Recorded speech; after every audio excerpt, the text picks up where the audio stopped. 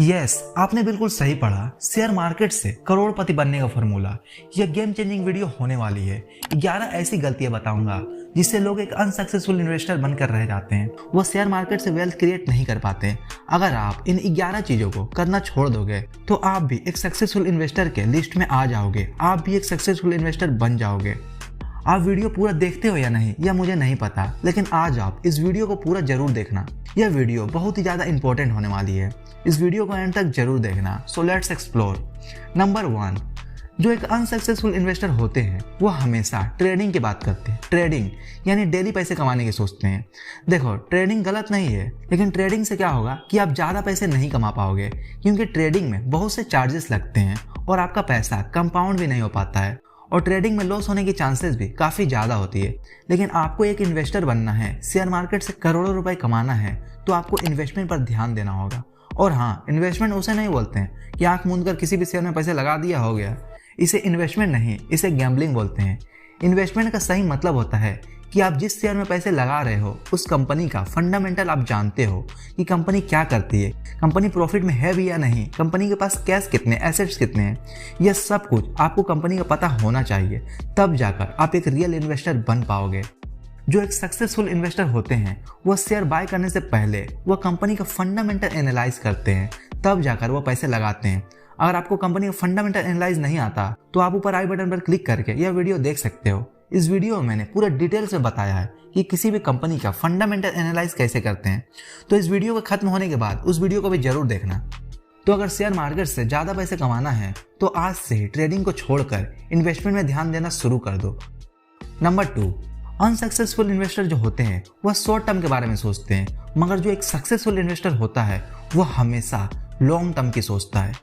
Unsuccessful investor वह क्या करते हैं कि वह शेयर खरीदते हैं और थोड़ा सा जब शेयर का भाव बढ़ता है वह उसे सेल कर देते हैं। वह हमेशा शॉर्ट टर्म को पकड़े रहते हैं कि जल्दी से जल्दी कैसे प्रॉफिट किया जाए। वह लॉन्ग टर्म के बारे में सोचते ही नहीं। और ठीक इसके अपोजिट जो स्मार्ट और सक्सेसफुल इन्वेस्टर होते हैं वह हमेशा लॉन्ग टर्म को देखते हैं।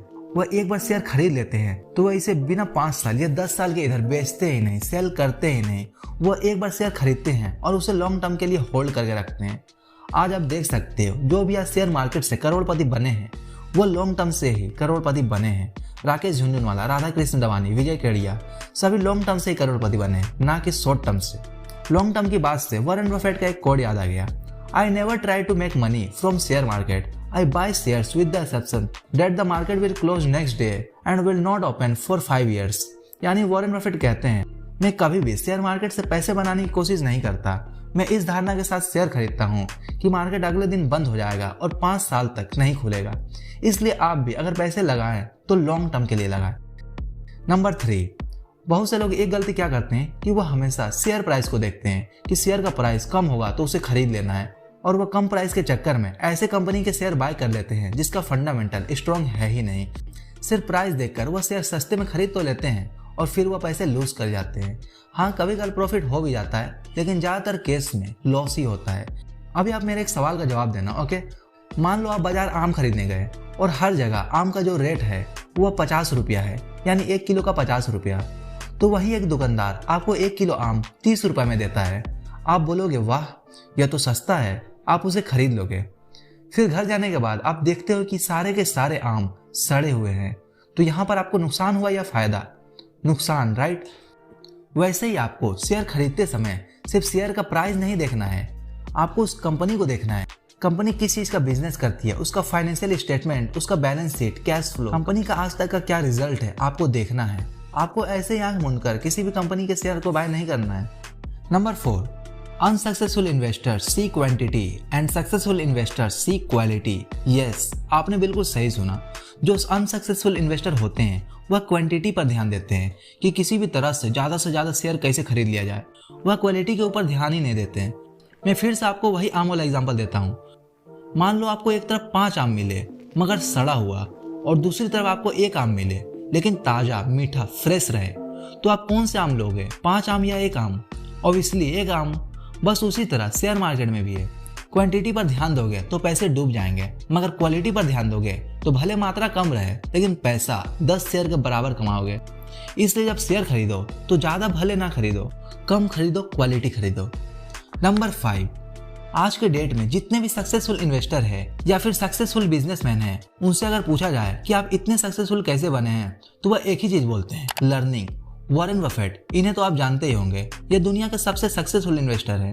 ये आज 91 ईयर्स के हैं, लेकिन डेली किताबें पढ़ते हैं। एक भी दिन ऐसा नहीं बीतता है जिसमें वॉरेन बफेट किताबें ना पढ़ी हो।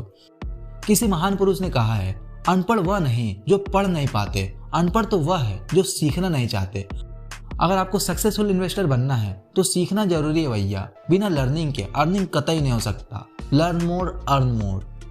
नंबर 6, बहुत से लोगों की एक गलती क्या होती है कि वह हमेशा दूसरों को ब्लेम करते हैं कि उसकी वजह से मेरा इतने का नुकसान हो गया, मेरा पैसा डूब गया। वह टिप भी खुद मांगते हैं और लॉस हो जाने पर वह खुद के बजाय दूसरों को ब्लेम करने लग जाते हैं। मगर ठीक इसके अपोजिट सक्सेसफुल इन्वेस्टर वो हमेशा खुद को दोषी मानते हैं।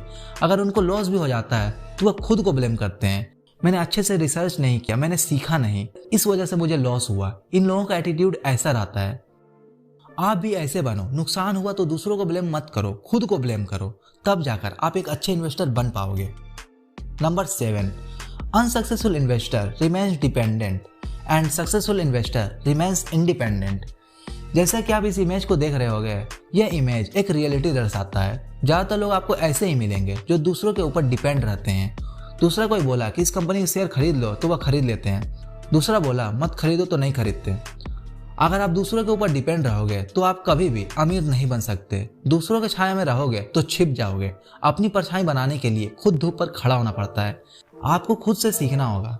मेरे वीडियो बनाने का भी यही मकसद होता है, ताकि आप सीख सको। मेरे ऊपर या किसी और के ऊपर डिपेंड मत रहो कि मैं बताऊंगा तो आप शेयर खरीदोगे, मैं नहीं बताऊंगा तो आप नहीं खरीदोगे। ऐसा नहीं, आप खुद रिसर्च करो, आप खुद देखो कि कौन सा शेयर अच्छा है और कौन सा खराब, तब जाकर इन्वेस्टमेंट करो। नंबर 8, अगर आपको शेयर मार्केट में पैसे इन्वेस्ट करना है तो आप लोन लेकर कभी इन्वेस्ट ना करें। लोन लेकर अगर आप इन्वेस्टमेंट करोगे तो आप काफ़ी ज़्यादा मुसीबत में पड़ सकते हो। जब तक मार्केट अच्छा रहेगा तब तक तो आपको अच्छा लगेगा, लेकिन मार्केट जैसे ही नीचे आएगा आपके पसीने छूट जाएंगे। इसलिए मैं बताता हूँ कि आप लोन लेकर कभी भी इन्वेस्टमेंट ना करें। आप हमेशा डेब्ट फ्री रहें। आपके पास जितना पैसा है उतना ही पैसे लगाएं। Number 9, diversification. वॉरेन बफेट कहते हैं कि एक टोकरी में अपने सारे अंडे मत डालो, टोकरी गिरा तो सारे अंडे फूट जाएंगे। पैसों को डाइवर्सिफाई करो, यानी कि अलग अलग कंपनी में पैसे लगाओ। एक कंपनी में सारे पैसे मत लगाओ। जो एक अनसक्सेसफुल इन्वेस्टर होते हैं वह एक ही कंपनी में अपने सारे पैसे डाल देते हैं, मगर जो एक स्मार्ट इन्वेस्टर होता है वह पैसों को डाइवर्सिफाई करता है। वह एक कंपनी के बजाय अलग अलग कंपनियों में पैसा लगाता है, ताकि एक कंपनी डूब भी जाए तो बाकी दो कंपनियां रहेगी ना। आप भी जब स्टॉक खरीदे तो अपने सारे पैसों को एक कंपनी में ना लगाएं, अलग अलग कंपनियों में पैसे लगाएं। लेकिन डाइवर्सिफिकेशन का मतलब यह बिल्कुल भी नहीं है कि आप 10-15 कंपनियों में पैसे लगाओ। आप 5 कंपनियों को पिक करो और इन्हीं 5 कंपनियों में पैसे लगाओ। वॉरेन बफेट एक बात और बोलते हैं कि बिना कंपनी के बारे में जाने डाइवर्सिफाई करना अपने खतरे को कम करना नहीं, बढ़ाना होता है। आप 5 ऐसे कंपनी को पिक करो जिसके बिजनेस मॉडल को आप समझते हो, जिसके मैनेजमेंट को आप समझते हो। नंबर 10, यह आदत पर्सनली मुझे बहुत खराब लगता है। बहुत से लोग क्या करते हैं, उन्हें जब थोड़ा सा प्रॉफिट होता है तो वह उस पैसे से दोस्तों के साथ पार्टी करने लग जाते हैं, अच्छे अच्छे खाने मंगवा कर खाते हैं। मतलब वो अपने सारे पैसों को उड़ा देते हैं एंजॉय करने में। मगर एक स्मार्ट इन्वेस्टर को जब प्रॉफिट होता है तो वह उसे फालतू के चीज़ों में बर्बाद नहीं करता है, वो उसे फिर से री इन्वेस्ट करता है, फिर से लगाता है, जिससे उसके पैसे बढ़ते ही जाते हैं। आपको जब प्रॉफिट हो तो आप फालतू की चीज़ों में अपने पैसे बर्बाद ना करें, उसे फिर से री इन्वेस्ट करें। नंबर 11, धैर्य। धैर्य एक ऐसी चीज़ है जो बहुत ही कम लोगों में होती है। अगर आपको लाखों रुपए कमाना है, करोड़ों कमाना है, तो आपको धैर्य रखना होगा। जो सक्सेसफुल इन्वेस्टर है उनके पास सबसे कीमती चीज़ है धैर्य। उन लोगों के पास धैर्य है तब जाकर आज वो इतने अमीर बने हैं। मगर ज़्यादातर लोगों की क्या सोच होती है कि तुरंत रिजल्ट चाहिए, आज पैसे लगाए और कल डबल चाहिए। ऐसे लोग जल्दी पैसे कमाने के चक्कर में पैसे गवा देते हैं। आप धैर्य के साथ इन्वेस्टमेंट करो, आप भी एक सक्सेसफुल इन्वेस्टर जरूर बनोगे। अगर आपको फंडामेंटल एनालाइज सीखना है तो राइट वाली वीडियो पर क्लिक करो, और वॉरेन बफेट के सीक्रेट जानना है तो लेफ्ट वाली वीडियो पर क्लिक करो।